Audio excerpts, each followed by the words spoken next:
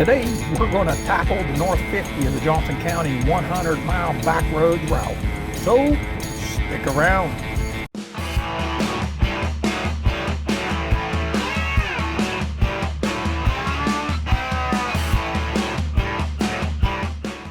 Well, hello again, Internet. Welcome back to the channel. If you caught my last ride through Johnston County, you know we just finished up that South 50 loop. Today, we're picking back up right where we left off at the Ava Gardner Museum in downtown Smithfield to start the second half of this 100-mile route. I call this one Johnston County North 50.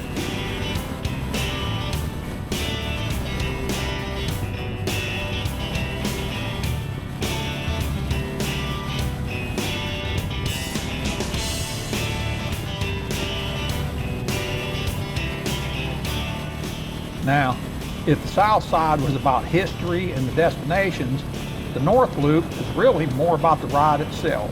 We're hitting some different terrain, more rolling hills, just a nice relaxing ride through the real heart of Johnston County, North Carolina. So let's head out of Smithfield and see what we can find.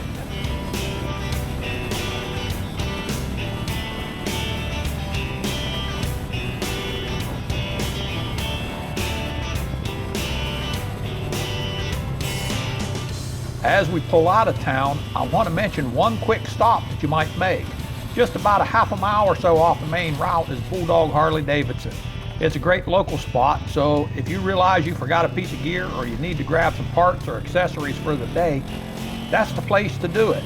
It's a short detour and who knows, you may end up with a brand new bike out of the deal.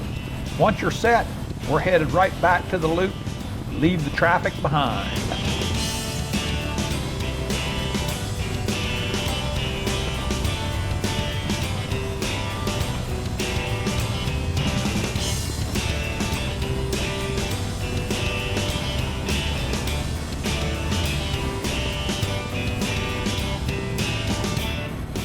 We're turning on the Brogden Road now, and this stretch has a deep connection for me. Some of you know I used to cowboy for a living. Back then, this road was sort of famous, I guess you might say. It actually held the highest number of million-dollar reining horse riders in the entire country. When you look at these farms passing by, they might look like typical little mom-and-pop farms, but some of the top reining horses and riders in the world were based right here along this road. It's one of those local secrets, you'd never know it if you just ride through.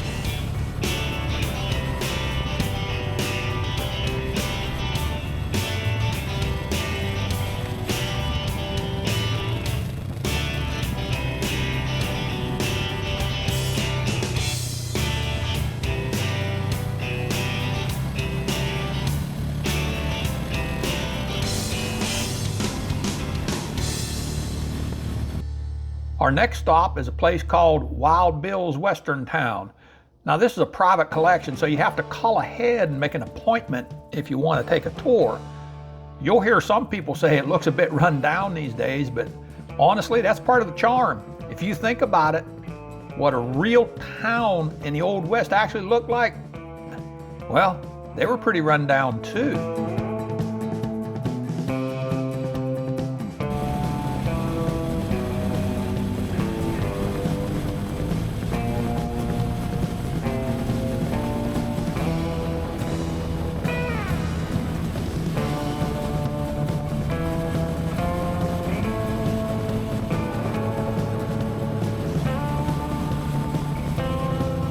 As we roll on from Wild Bill's and on up to Pine Level, this is the perfect spot to take a break for lunch. It's a quiet town, only about less than 2,500 people. They've got some really great cafes right in the heart of town with some honest southern food. I'd suggest Parkside Cafe.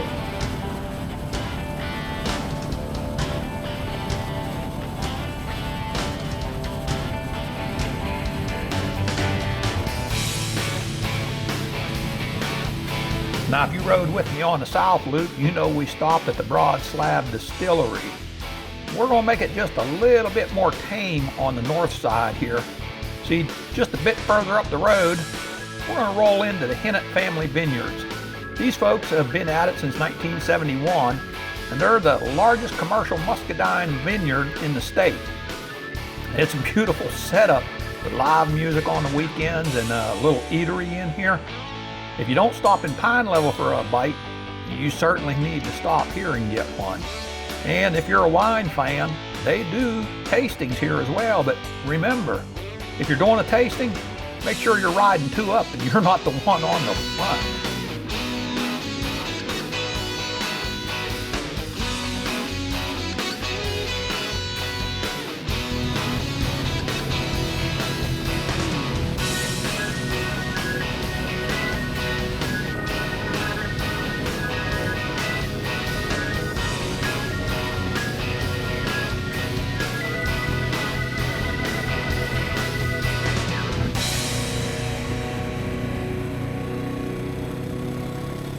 Well, we've made our way to the north end of the county now, into the town of Kinley. Population here is right around 1,800 or so.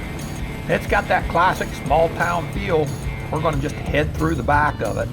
But as we head through here, we're going to swing by the old railroad depot. It's been set and abandoned for a long time now, but where it is, there's a push to starting to get it restored. Whether that actually happens or not, it's a pretty cool looking landmark, and it really captures the old North Carolina rail history, that's for sure.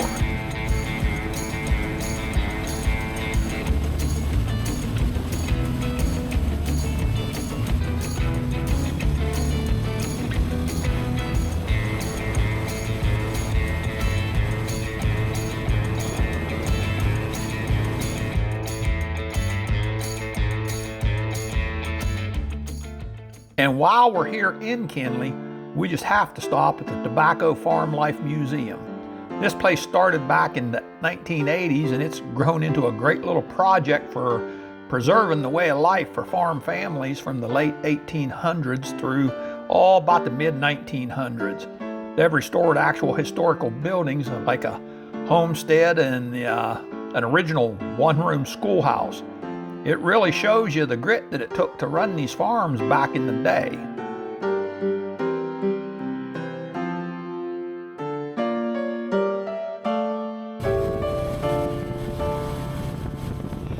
Now from here, you could just jump on Highway 301 and roll it all the way back into Smithfield with pretty much a straight shot. But that's not why we're out here.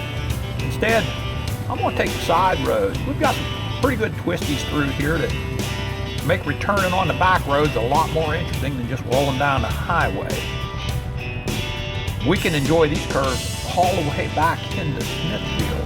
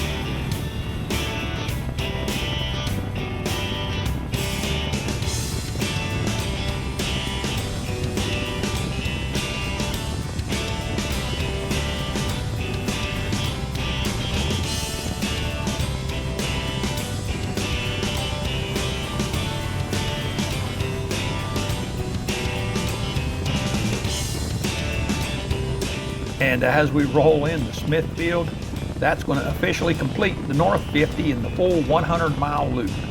You know, if you'd like to have this route, shoot me an email. It's in the description.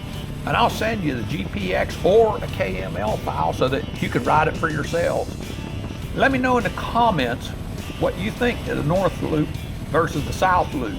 And hey, make sure you hit that subscribe because we're headed out on some other adventures, pulling out much further away from home. And hit that bell so you don't miss any of them. So from right here at the Ava Gardner Museum in Smithfield, North Carolina, Johnston County, This is Southern Cycling and Beyond telling you, stay safe, God bless, and keep the wheels rolling. Once again, we're out.